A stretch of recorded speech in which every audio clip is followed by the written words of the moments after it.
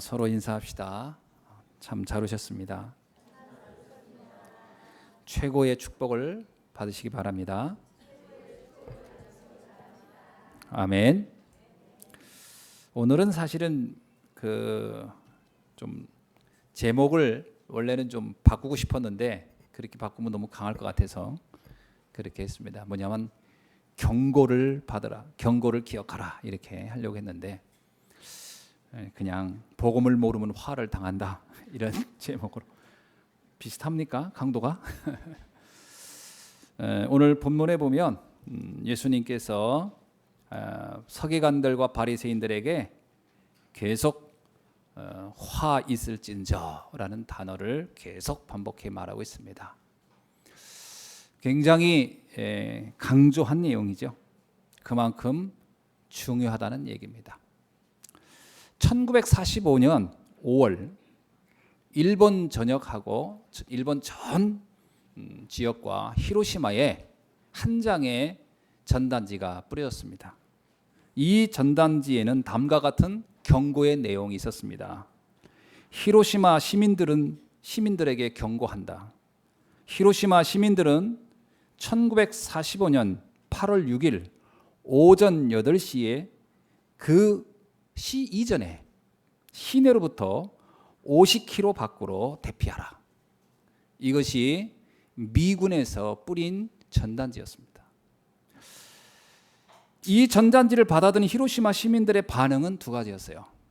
한쪽은 이 경고를 듣고 무서워서 떠나야 되겠다. 그리고 떠난 사람들이 있었습니다. 그러나 대부분 사람들은 우리가 저 하와이에도 침공하고 지금 미국은 대부분의 전함이 다 파괴됐기 때문에 우리를 침공할 힘이 없다. 이것은 심리전에 불과하다. 그래서 이들이 이렇게 큰 소리를 치는 거 보니 미군이 거의 실패하기 직전이구나 이렇게 생각하고 아무도 나가지 않았습니다. 이런 가운데 운명의 날이 서서히 다가왔어요. 일부 극소수의 시민들만 가산을 정리하고 경고한 대로 히로시마 시내를 떠났습니다. 하지만 대부분의 시민들은 8월 6일 월요일 아침 어느 날과 다름없이 직장으로 출근했습니다. 학교와 직장 그리고 히로시마 시가지는 모든 것이 평온했고 정상적으로 돌아가고 있었습니다. 미 공군이 경고한 오전 8시가 다가오자 시민들은 초조한 가운데 하늘을 바라봤습니다. 일찍 출근한 직장인들은 창가에 서성거리며 오전 8시까지 아무런 징조가 보이지 않자 이것은 그냥 심리전에 불과한가 보다 생각을 했습니다. 8시 10분이 되었습니다. 고요한 정적만 흘렀고요. 미군의 경고장은 거짓말처럼 여겨졌습니다. 그리고 일본 어디에서도 지금 미군이 쳐들어온다는 이런 사이렌 소리는 들리지 않았어요. 오전 8시 8월 6일 오전 8시 15분 하늘에 한 대의 전투기가 폭격기가 보였습니다. 그것은 B-29 전투기 2대가 나타났어요. 히로시마 상공을 선회하던 전투기는 히로시마 건설성 건물 상공에 소형 난로 정도의 크기의 시커먼 물건 하나를 떨어뜨리고는 손살같이 히로시마를 빠져나갔습니다. 그리고 잠시 후 쾅 하는 섬광과 함께 히로시마 전역은 아수라장이 되고 말았어요. 히로시마 상공 580m에서 투하된 원자폭탄이 폭발하면서 바람과 열로 시내 전역이 전소되었습니다. 모든 것은 잿더미가 되었어요. 원자폭탄이 터지는 상공의 온도는 섭씨 10만 도를 넘었습니다. 지표면의 온도는 4,000도에 가까웠고요.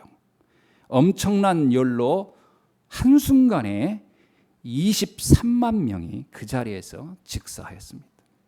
그 중에 3분의 2는 시신을 찾을 수가 없었습니다. 모든 것은 녹아 흘러내렸고 아무것도 찾아볼 수가 없었습니다.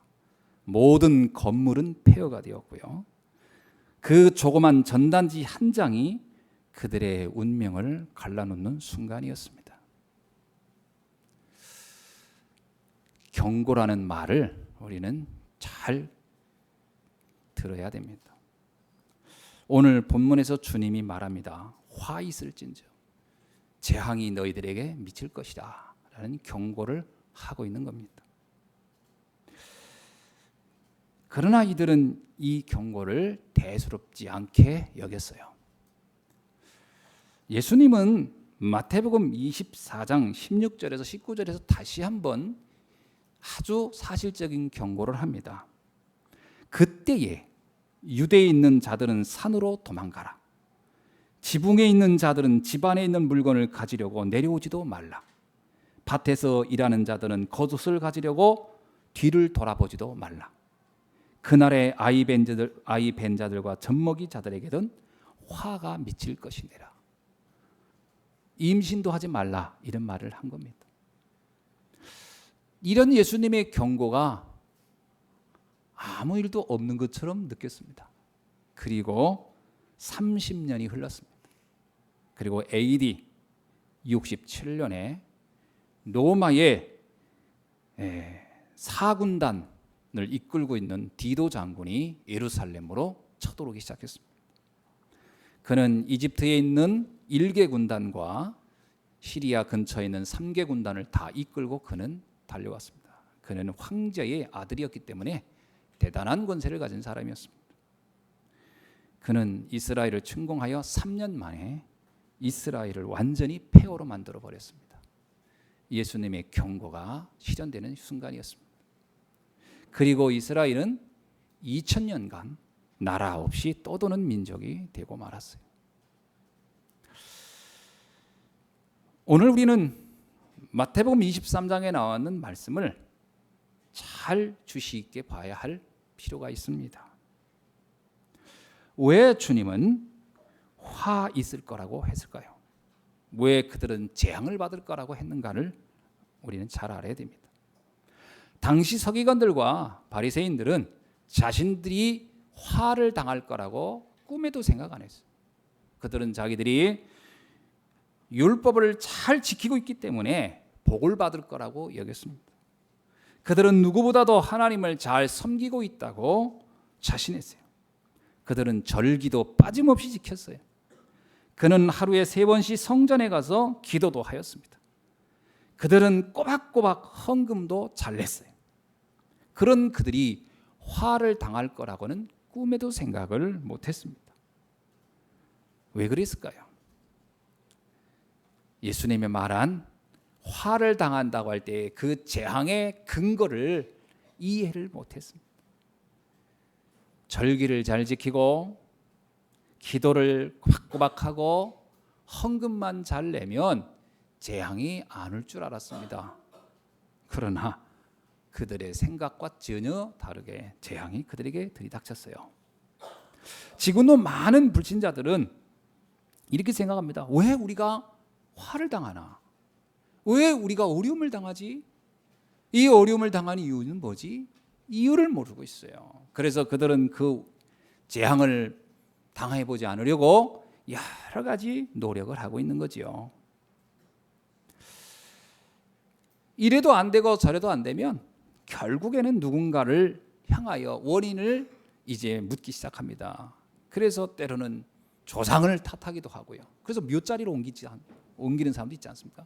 어떤 경우는 부모를 탓해서 부모한테 막 분노합니다.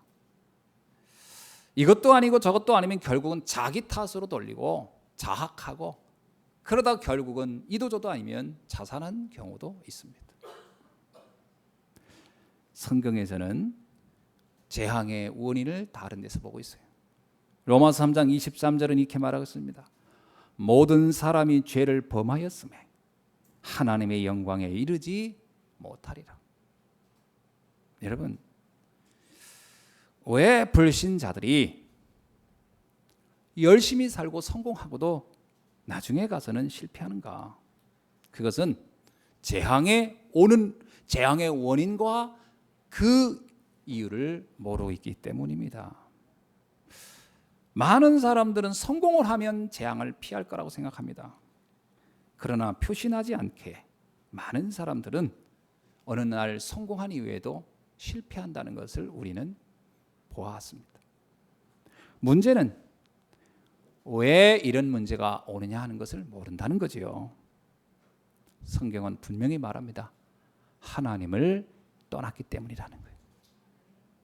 하나님을 떠난 자는 무엇을 해도 안 되게 되어 있어요.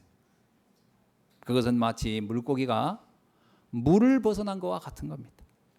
그것은 마치 나무가 흙을 벗어난 것과 같은 거예요.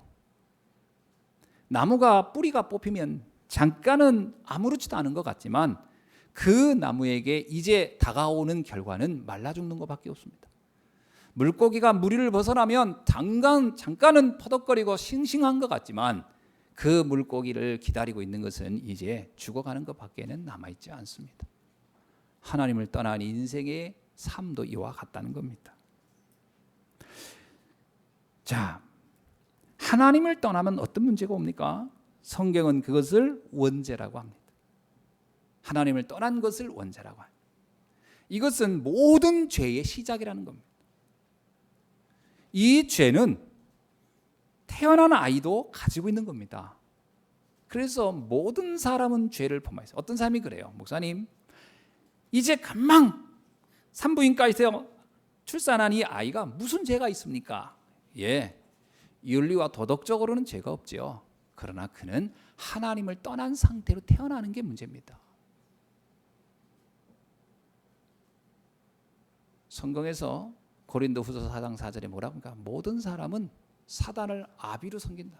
요한복음 8장 44절에 요한복음 8장 44절에 모든 사람은 하나님을 떠난 상태에서 태어나는 모든 사람은 사단을 아비로 섬기게 되어 있다라고 얘기합니다. 이 원죄 때문에 사람에겐 사단이 공격하게 되어 있고요. 사단이 공격하면 사망에 이르게 될 수밖에 없는, 재앙을 받을 수 없는 근원적 문제를 가지고 있다고 성경은 말하고 있습니다. 오늘 본문에서도 네 가지의 주제를 다루고 있습니다. 여기에 보면 13절부터 36절까지 굉장히 긴 성경 구절이지만 이 구절을 딱 핵심을 찾아내면 네 가지를 얘기하고 있습니다. 하나는 뭐냐? 말씀대로 산다고 하는데 망하는 사람이 있다. 두 번째는 성전을 짓고 예배하는데도 망하는 사람이 있다. 세 번째는 정성껏 헌금을 하고도 망하는 사람이 있다. 네 번째는 정직하고 깨끗하게 살았는데도 망하는 사람이 있다. 이 말입니다.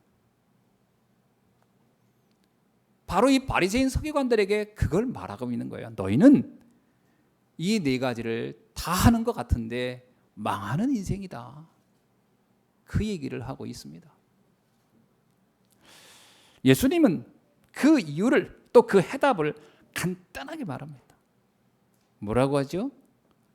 내게 오라는 겁니다. 내가 오면 끝난다는 거예요. 예수님은 내 세상에서 모든 고난과 저주와 재앙을 받는 너의 인생들이요, 그것을 해결하는 길은 간단하다는 거예요. 너희가 다른 거로 몸부림치지 말고 내게 오라는 거예요. 그러면 끝난다는 겁니다. 이 말을 사람들이 못 알아들어요. 이 말을 못 알아들어요. 이게 큰 문제입니다. 오늘 이 네 가지를 간단하게 제가 설명해 드리려고 합니다. 첫째로, 복음을 모르면 예수 그리스도를 모르면 말씀대로 살고도 화를 당하는 것입니다. 여러분, 말씀을 많이 아는 게 문제가 아닙니다. 그 말씀의 핵심이 뭔지를 모르면 화를 당하는 겁니다. 좀 아까 우리 이 집사님이 고린도전서 13장을 너무나 감동적으로 잘 암송해 줬어요. 그 고린도전서 13장의 사랑이 뭘 나타내는지 아시죠? 사랑은 여기 있으니 내가 너희를 사랑한 것이다. 하나님의 사랑이 여기 있으니 뭐죠? 그의 독생자 예수 그리스도를 너에게 보낸 그 사랑을 말하는 겁니다. 그 사랑을 사람들은 인간끼리 하는 사랑, 남녀 간의 사랑, 형제 간의 사랑, 부모의 자식 사랑 이렇게 알고, 아닙니다. 사랑은 네 가지가 있죠. 그 중에 본문으로 고린도서 13장이 말하고 있는 사랑은 하나님의 인간 사랑에 대한 사랑입니다. 아가페의 사랑을 말하고 있어요. 그의 예수 그리스도를 이 땅에 보내신 사랑. 요한복음 3장 16절에서 뭐라고죠? 하나님이 세상을 이처럼 사랑하사 독생자를 주셨으니 이는 저를 믿는 자마다 멸망치 않고 영생을 얻게 하려 하심이니라. 성경에 다른 많은 걸 아는 게 중요한 게 아닙니다. 얼마 전 신천지 분이 저한테 와서 자료를 주고 가더라고요. 제가 이렇게 예배 끝나고 갔더니 제 책상 위에 신천지에서 와서 자료를 놓고 갔어요. 그분들은 예배 시간이 우리가 다른지 이 시간에도 전도하러 다녀요. 참 대단하더라고요. 그 제가 그거 읽어봤는데 뭐 계시록을 모르면 안 된다 뭐 이런 얘기더라고요. 참 안타깝더라고요. 여러분, 계시록을 몰랐던 사람이 예수님 당시에도 세례 요한 이전에 살았다가 산 사람은 계시록 몰랐어요. 그럼 그들은 다 지옥 갔습니까? 천만의 말씀이에요. 계시록을 알아야 되는 게 아니고 그리스도를 알아야 돼요. 그리스도를 모르면 계시록을 아무리 달달 외워도 그거 가지고 천국 가는 게 아니거든요. 그래서 성경을 알고도 망한다는 게 그런 겁니다. 이 서기관들 바리새인들이 성경의 전문가들이었어요. 근데 그들은 다 망했어요. 왜 망했죠? 그 성경의 핵심을 못 찾아낸 거예요. 그들은 율법이 핵심인 줄 알았어요. 아닙니다. 그리스도가 핵심입니다. 요한복음 20장 31절에 오직 이것을 기록하면 너희로 예수께서 하나님의 아들 그리스도이심을 믿게 하려 함이요 또 너희로 믿고 그의 이름을 힘입어 생명을 얻게 하려 함이니라. 아무리 절기를 많이 알고 지키고 해도 그리스도를 모르면 망하는 것이라는 거죠. 그리스도가 뭡니까? 우리의 인생의 모든 저주와 재앙을 단번에 영원히 십자가에서 도말하시고 우리를 그 저주에서 구원해내신 하나님의 유일한 구원자이십니다. 그 예수를 그리스도라고 내 마음에 구주로 믿을 때 하나님의 은혜가 임하여 그 저주와 재앙에서 너를 건져내겠다. 그게 성경이 말하고 있는 핵심이에요. 구약이 뭐죠? 오래된 약속이에요. 올드 테스트먼트. 신약이 뭡니까? 뉴 테스트먼트. 새로운 약속이에요. 뭐가 오래된 약속이고 뭐가 새로운 약속입니까? 구약은 뭐죠? 이제 너희를 구원할 구원자를 내가 보내겠다라는 약속의 내용이에요. 그래서 구약 성경의 모든 기록은 우리를 구원할 구원자를 이제 내가 곧 보내겠다라는 이야기를 설명하기 위한 겁니다. 왕들로, 선지자로, 예언자들로 많은 사건으로 역사로 보내 그 얘기를 하는 거죠. 신약이 뭐죠? 드디어 그분이 이 땅에 오셨다는 거예요. 그게 뉴 테스트먼트예요. 그분이 왔다는, 이제 그분을 내 마음에 구주로 받아들이라는 얘기예요. 다른 이로서는 구원을 얻을 수 없나니 천하 인간에게 다른 구원자를 우리에게 주신 적이 없음이니라. 오직 예수예요. 그걸 모르면 성경을 통째로 외워도 화를 피하지 못한다는 겁니다. 왜 많은 신학자들이 그렇게 성경을 알고도 무너집니까? 핵심을 모르면 화를 피할 수가 없어요. 서기관 바리새인은 성경의 정통한 학자들인데 화를 피하지 못했어요. 두 번째입니다. 복음을 모르면 성전 건축을 하는 헌신을 하고도 성전 건축을 하고 거기서 예배를 골백 번을 드려도 화를 면하지 못한다는 겁니다. 자, 예루살렘에는 역사적으로 3번의 성전이 있었어요. 제1성전은 다윗 왕이 열심히 준비해서 성전을 건축할 수 있는 모든 준비를 끝내고 그의 아들 솔로몬이 지은 성전입니다. 그래서 제1성전을 가리켜서 솔로몬 성전이라고 합니다. 솔로몬이 졌다고 해서요. 근데 다윗은 그 성전을 준비한 것만은 가지고도 그 시대 최고의 축복. 그래서 이스라엘은 지금도 뭡니까? 다윗 시대의 영광을 회복하겠다 해서 이스라엘의 국기에 다윗의 별을 그리고 있는 거죠. 이스라엘 역사상 최고의 왕 하면 다윗이 아닙니까? 그때가 가장 부강했고 강대했으니까요. 우리는 언제입니까? 강개토항 때인가? 근데 그 다윗이 왜 축복을 받았죠? 성전을 열심히 준비했기 때문에요? 아닙니다. 그 성전을 왜 준비해야 되는지 이유를 알았어요. 그게 뭐냐면 오실 메시아를 전달할 현장이에요. 오실 그리스도를 백성들에게 전 세계에 전달할, 메시지를 전달해야 할 그 센터를 세운 겁니다. 그래서 하나님이 그를 기뻐한 거예요. 너로 인하여 만민이 복을 받게 하리라. 솔로몬이 왜 복을 받았습니까? 아버지의 그 뜻을 이해한 거예요.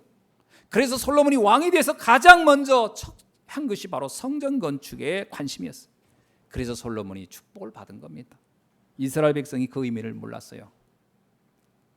시간이 가면서 그 성전을 통해서 일부 지도층들의 자기 권력을 만들어내고 기득권을 만들어내는 현장으로 바꿔버리고 그를 변질시켰어요. 그래서 이스라엘은 또 망한 겁니다. 화를 못 면했죠. 그래서 이스라엘이 재앙이 왔어요. 그래서 그들이 포로로 다 끌려가 버린 겁니다. 마지막 왕은 눈이 빠져서 끌려갔어요.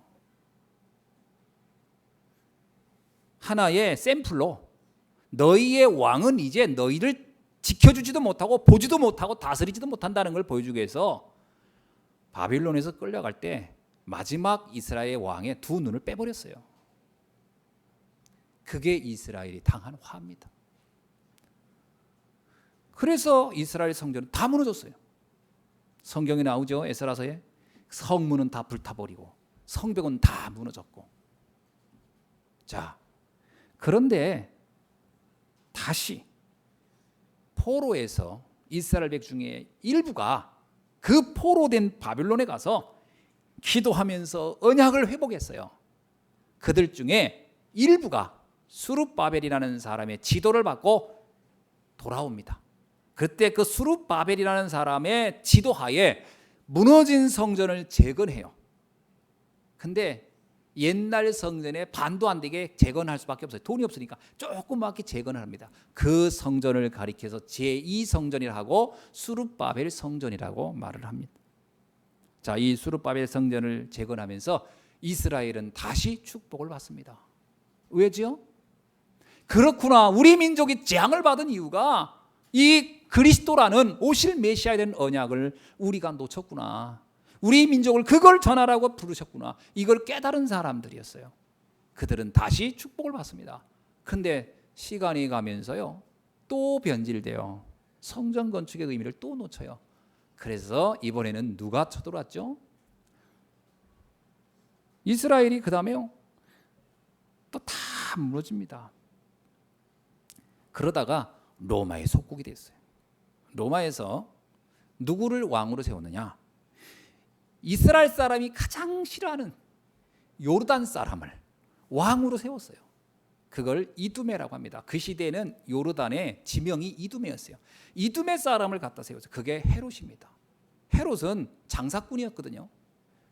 헤롯은 장사꾼이어서 로마 황제에다가 물건 납품해 주는 사람이었는데 어느 날 이 사람이 황제에게 잘 보인 거예요. 그러니까 이 황제가 야, 너 이스라엘 왕 해라. 그래서 이 장사꾼이 졸지에 왕이 돼서 온 거예요. 이게 헤롯 왕입니다. 그게 이 사람은 뭐의 귀재냐? 건축 자재 납품하니까 건축의 귀재예요. 이 사람이 생각한 겁니다. 아, 이스라엘 백성의 마음을 잡으려면 성전을, 수룹바벨 성전은 조그마니까 이거를 크게 져주면 좋아하겠구나. 그래서 성전 건축이 시작된 겁니다. 46년간을 지긋지긋하게 오래도 졌죠. 왜죠? 자기가 짓는 동안엔 자기를 밀어내지 않고 자기를 싫어하지 않을 줄 알고 성전을 열심히 오랫동안 돌 하나 놓는데도 몇 시간 걸쳐서 다 그게 진 겁니다. 예수님 당시에 성전이 외장이 거의 완성이 되어 갔어요. 제자들이 뭐라고 합니까? 성경에 주님 너무 멋있죠? 대단해요. 하나님이 아마 저런 곳에 계실 거예요. 이렇게 얘기할 정도로요. 그 예수님 뭐라고 합니까? 그 헤롯 성전을 향해서 저 돌 위에 돌 하나도 없이 다 무너질 것이다. 너희들이 허상을 보고 있다. 왜 그렇죠? 헤롯은 하나님의 언약, 그리스도의 언약 전혀 없는 사람이 보여주기 위해서 지은 거예요. 보여주기 위해서. 여러분, 우리가 교회를요 보여주기 위해서 다니고 뭔가 사람을 의식하고 하나님에 대한 언약 전혀 없이 다니면 화를 피하지 못합니다. 헤롯은 충이 먹여서 죽었어요. 벌레한테 충에 걸려 죽었어요. 비참하게. 자, 우리는 빨리 깨달아야 됩니다. 하나님은 우리 보고 큰 일을 하라고 하는 게 아니에요. 어마어마한 일을 하라는 게 아닙니다. 오늘 우리가 교회 건축 13주년 아닙니까? 저는 이 말씀을 준비하면서 많은 생각했어요. 그래, 사람을 보이기 위해서 우리가 한다면 화를 피하지 못하겠구나. 언약을 지키는 교회가 돼야 된다. 이 언약을 전달하는 교회가 되자. 오직 예수 그리스도 외에는 이 땅에 희망이 없고 답이 없다는 걸 전하는 교회가 되자. 그러면 주님은 우리를 축복하실 것이다. 다윗을 축복한 것처럼, 솔로몬을 축복한 것처럼, 수룹바벨을 축복한 것처럼. 수룹바벨은 조그맣게 했는데 축복을 받았어요. 오늘 우리가 뭘 크게 했다가 아닙니다. 주님과 중심이 맞으면 돼요. 다윗은 성전 건축을 준비만 하고도 그는 어마어마한 축복을 받았어요. 우리가 이것을 중심에 담고만 해도 큰 은혜를 누리게 될 줄로 믿습니다. 아멘. 지금부터 정말 우리 교회가 무엇을 위한 교회인지, 하나님이 왜 이곳에 이 교회를 세웠는지 이유를 찾아내야 돼요. 아멘. 그 이유가 없으면 우리는 정말 이런 말 하기 좀 뭐합니다만 헛수고하는 겁니다. 헛수고하면 안 되잖아요. 가장 억울한 게 그거야. 수고 안 하고 그냥 안 되면 그거야 본전치기지. 내가 안 했으니까. 그러나 열심히 했는데 안 되면 억울해요. 저희 학교 다닐 때 그런 친구 있어요. 시험 공부 엄청 해요. 근데 걔는 늘 반에서 꼴찌해. 걔는 억울해요. 우리가 봐도 억울해. 나는 늘 놀았는데 여러분 점수 너무 잘 나와. 너무 미안해. 걔 보면.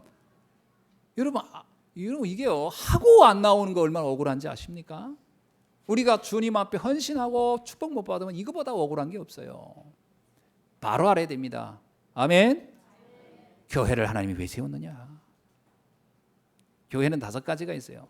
내가 교회고, 따라합시다. 내가 교회고, 구원받은 내가 교회죠. 우리가 교회고, 구원받은 우리가 교회입니다. 아멘. 구원받은 우리가 모여있는 곳이 교회고, 모여있는 곳이 교회고, 우리가 구원받은 하나님의 백성이 가 있는 그 현장이 교회고, 현장이 교회고, 그리고 우리의 영원한 천국이 교회다. 아멘. 이 5가지 교회론 안에 우리가 이 언약을 놓치면 안 돼요. 5가지를 하나로 말하면 그리스도 안에 있는 나, 그리스도 안에 있는 우리, 그리스도 안에 모인 곳, 그리스도 안에 있는 현장, 그리스도를 통하여 영원한 천국. 그게 교회입니다. 그거를 놓고 우리가 헌신하는 거예요. 그게 안다면 여러분이 교회를 위한 헌신은 영원한 축복으로 나타날 줄로 믿습니다. 이것을 알면요, 헌신하는 것만큼, 수고한 것만큼의 응답이 와요.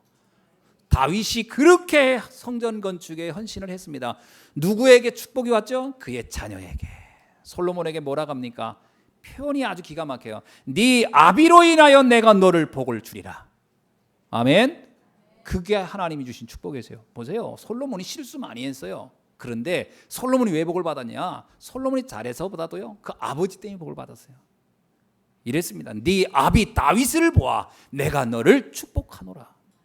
여러분이 후대를 정말 축복하게 하는 비밀 발견하기를 주의 이름으로 축원합니다. 3번째, 복음을 모르면 헌금을 하고도 화를 당하는 거예요. 바리새인 서기관들이 헌금 많이 했어요. 근데 헌금을 많이 했기 때문에 문제냐? 그게 아닙니다. 이걸 또 오해하면 또 헌금 많이 하라는 얘기인 줄 알고, 또 헌금 적게 하면 되는 줄 알고, 이렇게 오해하는 거예요. 그게 아니고 이들이 아무런 이유를 모르고 했어요. 성경에 보니까 이들은 내거리에 사람들 보이는 곳에서 자기를 나타내려고 헌금했고, 자기 자랑하려고 나타냈고 그랬다는 거예요. 이들은 동전을 넣을 때 쨍그랑 소리 나기를 바랬어요. 사람들이 내 헌금했구나 알아주기를 위해서. 그래서 어떤 교회는 그랬대요. 헌금할 때 이런 천에다 안 받는다더라고. 소리 나게 하려고 밑에다가 스탠리 해가지고서. 어떤 교회는 아예 봉투를 투명하게 했대. 넣으라고. 꼭 그렇게 해야 되겠습니까? 여러분, 아무도 안 봐도 하나님 앞에 하는 거거든요. 그걸 이해 못하면 하고도 안 되는 거예요. 그러니까 성경에 보니까 뭐가 나옵니까? 성경에 여기에 보니까 이런 얘기 나오잖아요. 35절에 의인은 아벨의 피로부터 하면서 아벨에 대한 얘기 나오는데, 여러분 가인과 아벨 예배 들어봤죠? 가인과 아벨이 뭐 때문에 하나는 축복을 받았고 하나는 왜 하나님 응답을 안 했죠? 어떤 사람이 그러더라고요. 가인은 정성이 부족했고 아벨은 정성으로 다 했기 때문에 아벨이 복을 받았다는 거예요. 아닙니다. 성경에 답이 나와 있어요. 여러분 히브리서 11장 4절에 뭐라냐면 예물이 증거한다 그렇게 나와요. 거기 보면요, 아벨은, 동생 아벨은 양을 잡아 드렸고 형은 곡식으로 드렸어요. 그러니까 정성은 내가 볼 때 곡식을 빻아가지고 뭐 내가 정성이 더 들어가요. 곡식이, 양은 그냥 잡아가지고 그냥 올려놓으면 돼요. 훨씬 곡식 올리는 게 훨씬 정성은 많이 갑니다. 그렇지 않습니까? 그런데 왜 이 가인의 제사가 안 받았냐? 가인이 예배 드리는 이유를 몰랐어요. 나를 구원하신 그 그리스도의 비밀, 피 언약의 언약 비밀을 알았어야 돼요.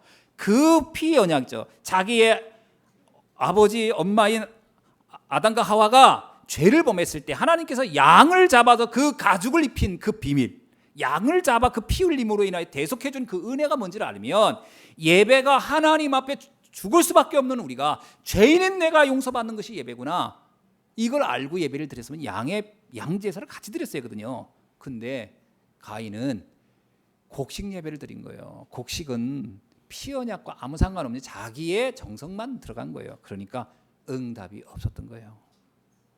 예배에 그리스도가 빠진 예배는 응답이 안 됩니다. 정말 복음을 알고 하나님 앞에 헌신하면, 헌금하면, 예배를 드리면 큰 응답이 임하는 줄로 믿습니다. 그래서요, 마가복음 12장 41절 44절에 보니까 헌금을 많이 낸 부자의 헌금보다 가난한 과부의 두렙돈을 하나님이 받으시는 이야기 나와요. 그게 어떤 분이더라고. 다 드려야 되는 거구나. 그게 하나님 받는 거구나. 그게 핵심이 아닙니다. 그 성경을 우리나라 성경으로 번역되어 있으니까 자꾸 그걸 오해하는데, 그건 다 드렸기 때문에 하나님이 받았다가 아니고요. 그 과부는 왜 자기가 다 드려야 하는지 이유를 알고 드린 거예요. 뭐냐면 나를 구원하신 하나님 앞에 내가 나를 드리고도 더 드리고 싶은, 그야말로 내 생명이라도 드리고 싶다고 하는 그 구원의 가치를 알고 이 여인은 헌금을 한 거예요. 그러나 바리새인은 어땠죠? 돈 많은 부자는 그냥 남들한테 인정받으려고 많은 돈을 덤뻑 한 거예요. 헌금을 많이 했기 때문에가 아니고 이유 없는 헌금은 응답이 없습니다. 그러나 이유를 알고 헌금을 많이 한다면 어떻게 되겠어요? 초대교회는 그랬잖아요. 전 재산을 다 드렸잖아요. 바나바 같은 경우는. 그러니까 어때요? 한 시대를 살리는 축복을 누렸습니다. 핵심은 그 내용입니다. 교회를 살리고 후대를 살리고 세계 선교를 해야 하는 이유를 알고 헌신한다면 하면 할수록 민족을 살리고 세계를 살리는 축복의 주인공이 될 줄로 믿습니다. 네 번째입니다. 복음을 모르면 정직하고 바르게 살아도 화를 피하지 못해요. 사람들은 정직하고 바르게 살면, 양심적으로 살면 복을 받을 거라고 생각을 합니다. 어떻습니까? 그렇습니까? 근데 오해가 없어야 돼요. 제가 이런 메시지 할 때마다 굉장히 조심스러운 게 하나 있는데, 저 예수한교회 강은국 목사라는 분은 그러면 우리 보고 착하고 바르고 악하게, 그러니까 바르게 살지 말고 악하게 살란 말이냐, 이 말 하려는 얘기냐? 그 말을 하려는 게 아닙니다. 제 말은 진짜 잘 들으셔야 돼요. 제가 말하고자 하는 핵심은 뭐냐면, 우리가 정직하고 바르고 양심적으로 사는 것은 상식이죠. 그거는 우리의 인격입니다. 그건 그냥 우리만 그렇게 사는 게 아니라 모든 인간이 그렇게 살아야 되는 거예요. 그건 하나의 자연의 어떤 순리와 질서이기도 합니다. 서로에게 피 안 입히고. 문제는 그렇게 살았다고 해서 내게 어느 날 오는 재앙이 없어진다든가 피하지 않는다는 거예요. 그건 화를 면하는 것과는 상관없는 거예요. 어떻게 해야 됩니까? 그리스도의 비밀을 알아야 재앙을 막을 수 있는 줄로 믿습니다. 그 얘기를 하고 있는 거예요. 아무리 정직하게 살아도 그것으로는 어느 날 다가오는 재앙을 막지 못하니까요. 그래서 주님께서 우리에게 계속 얘기합니다. 내게 오라는 겁니다. 내게 와야 너에게 오는 재앙이 끝난다는 거예요. 여러분, 어느 날 누가복음 10장 17절을 보세요. 예수님의 제자인 70인들이 기쁨으로 돌아와서 보고하는 겁니다. 주여, 주의 이름으로 귀신들이 우리에게서 항복하나이다. 그렇습니다. 다른 거로는 사단이 항복하지 않습니다. 오직 예수 그리스도 이름이 선포될 때만이 우리를 무너뜨린 모든 저주와 재앙이 무너지게 되는 줄로 믿습니다. 여러분, 사도행전 16장 18절에서 그 귀신에게 이르되 예수 그리스도의 이름으로 내가 네게 명하노니 그에게서 나오라니 귀신이 즉시 나오니라. 사단이 무서워하는 것은 사람의 양심, 선행이 아닙니다. 그건 우리가 해야 되는 거고요. 사단이 무서워하는 것은 예수 그리스도의 이름을 두려워합니다. 예수 그리스도의 권세를 두려워합니다.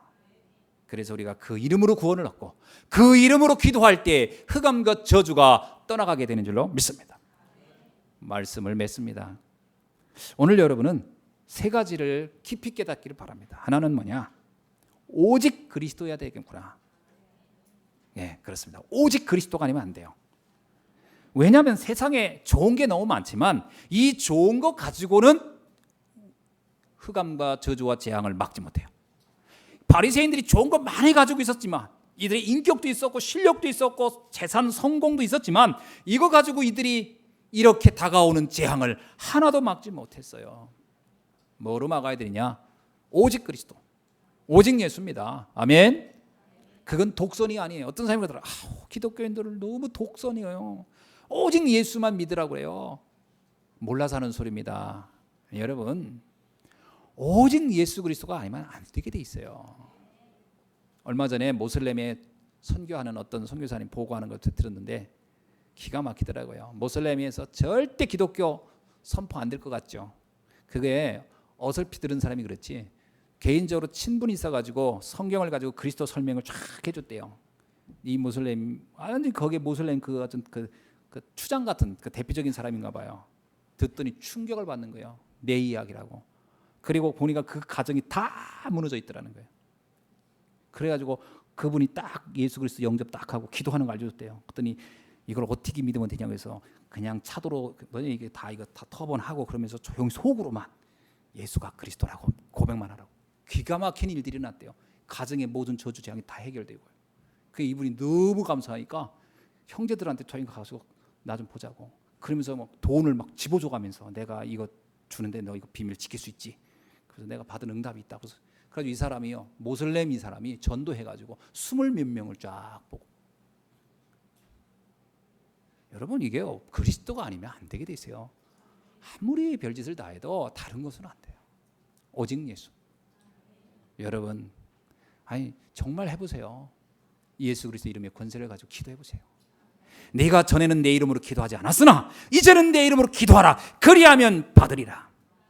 내가 너에게 응답하겠다는 얘기를 하잖아요. 왜 우리가 예수님의 이름으로 기도합니다라고 뒤에다 붙이는지 아세요? 그것만이 우리의 유일한 응답의 통로의 비밀이요 방법이기 때문에 그렇습니다. 잊지 마시기 바랍니다. 그리고 여러분, 반드시 세상을 앞서가길 바랍니다. 우리는 다 끝난 사람들이에요. 그리스도 안에서 다 끝났어요. 그렇다면 한 발 앞서가면 돼요. 생각에서 앞서가십시오. 그래, 저들은 불쌍하고 저들은 복음 몰라서 그러는구나. 내가 저들과 동등한 수준에 싸워서 되겠냐? 그래, 내가 저들을 수용하고 이해하고 복음 전해. 조금만 생각을 앞서가세요. 그러면 살립니다. 여러분, 싸움은 수준이 같기 때문에 싸우는 거예요. 수준이 다르면 싸움 안 합니다. 절대로 같은 수준이니까 싸우지. 여러분이 현장을 알고 여러분의 가족을 이해하고 남편을 이해해서 딱 이 사람 복음 몰라서 이런 거구나. 하나님 떠나서 이렇구나. 사단에게 잡혀서 이렇구나. 그것만 이해하면요 앞서갈 수 있습니다. 그리고 여러분 기도하세요. 그럼 어떻게 해야 될까요? 기도하세요. 기도만 하면 됩니까? 예, 기도만 하면 돼요. 왜죠? 하나님의 자녀가 분명하다면 하나님이 나머지는 역사하실 것입니다. 일에서 앞서가십시오. 일에서. 일을 어영부영하면 안 됩니다. 최선을 다해야죠. 그게 하나님의 자녀의 자세요. 요셉이 노예 어영부영 안 했어요. 최선을 다해서. 보디발이 놀랄 만큼. 여러분, 불신자가 여러분 보고 일 그만해라. 너 공부 그만해라. 공부하다 큰일 나겠다. 할 정도 하세요. 부모님이 볼 때 야, 너 이러다가 너 잘못하면 큰일 나겠다 할 정도 하세요. 그래서 잘못된 사람은 지구상에 한 명도 없어요. 제발 좀 더 해라. 그 소리 들어서 안 되는 거예요. 그 소리 안 들을 정도가 돼야 돼요. 무슨 일을 하든지 그 분야에서 최고가 되십시오. 헌신하시기 바랍니다. 여러분 정말 복음 알면 교회를 위해서 헌신하십시오. 이 교회는 그냥 건물로서의 교회를 말하는 게 아니고 이 복음을 전하는 현장으로서 이 복음이 증거되어야 할 하나님 이 시대의 마지막 무너지지 않는 반석 위에 세워진 교회기에 헌신하는 것. 영원히 여러분의 그 축복은 사라지지 않습니다. 헌신하기 바랍니다. 그리고 세상을 보는 눈에서 현장 살리는 시스템을 놓고 기도하십시오. 앞서가야 됩니다. 그래 이 복음 계속 전하리라. 내 입이 있는 한 내 입을 말할 수 있도록 하나님 주신 것은 여러분에게 입을 준 건 밥만 먹으라고 준 게 아니에요. 싸우라고 줬습니까? 욕하라고 줬습니까? 그건 말도 안 되고 복음 전하라고 준 거예요. 전하셔야 됩니다. 그래 이 복음 전하겠다. 내 입을 열어. 하나님은 여러분을 축복하실 겁니다. 마지막입니다. 문제 보는 눈을 바꾸십시오. 문제가 왔다고 당황하면 안 돼요. 하나님의 자녀에게 문제는요 축복으로 가는 교두보예요. 축복으로 넘어가는 터닝 포인트예요. 그래서 문제가 올 때 빨리 눈을 바꾸셔. 하나님의 계획이 있겠구나. 그렇습니다. 반드시 하나님의 뜻이에요. 지나고 나보면 그때 그 일이 내게 이렇게 중요할 수가 있었나. 축복으로 바꿔내기를 주의 이름으로 축원합니다. 지금의 문제는 저주가 아니에요. 재앙도 아니에요. 축복을 보게 하시는 하나님의 계획이 있습니다. 하나님의 자녀의 이 축복을 굳게 붙잡길 주의 이름으로 축원합니다. 기도하겠습니다. 하나님 감사합니다.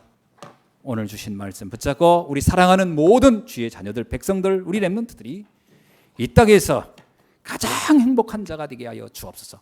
지금 이 땅에 화를 피하지 못할 만큼 흑암과 저주 가운데 있는 이들이 너무나 많이 싸우니 주여 그들을 살려낼 비밀을 우리에게 주심을 감사합니다.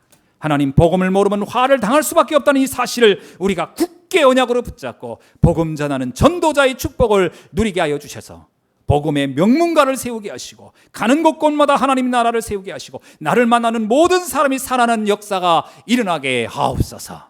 살아계신 주 예수 그리스도의 이름으로 기도하옵나이다. 아멘.